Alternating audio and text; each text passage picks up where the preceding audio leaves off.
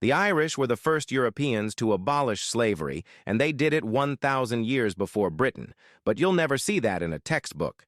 Here's my question.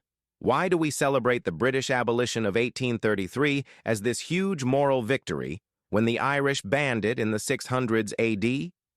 In 435 AD, St. Patrick, who was himself kidnapped and enslaved as a teenager in Ireland, wrote a letter called Letter to Coroticus. That's the first known piece of anti-slavery literature in human history. He didn't just say slavery was bad, he excommunicated Irish Christians who participated in the slave trade and called it a mortal sin. By the 7th century, Irish Brehon Laws had completely banned slavery in Ireland, making it illegal to own another human being. This is 200 years before America's 13th Amendment. But here's where it gets wild.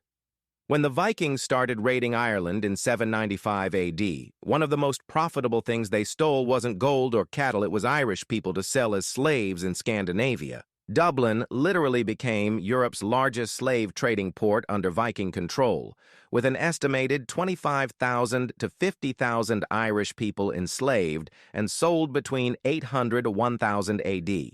The Norse called them thralls, and Irish slaves were so common in Iceland that genetic studies show 62% of Icelandic women's ancestry comes from Ireland, because Viking raiders took Irish women as slaves and concubines. When Brian Boru finally defeated the Vikings at the Battle of Clontarf in 1014, one of his first acts was shutting down the Dublin slave markets permanently. Meanwhile, Britain didn't abolish slavery until 1833, and even then they compensated slave owners, not the enslaved. The British government literally just finished paying off those slavery compensation bonds in 2015, meaning British taxpayers were paying debt from slavery until 9 years ago. So why don't we learn that Ireland rejected slavery a millennium before the rest of Europe? Because it complicates the narrative that civilization and moral progress flow from powerful empires.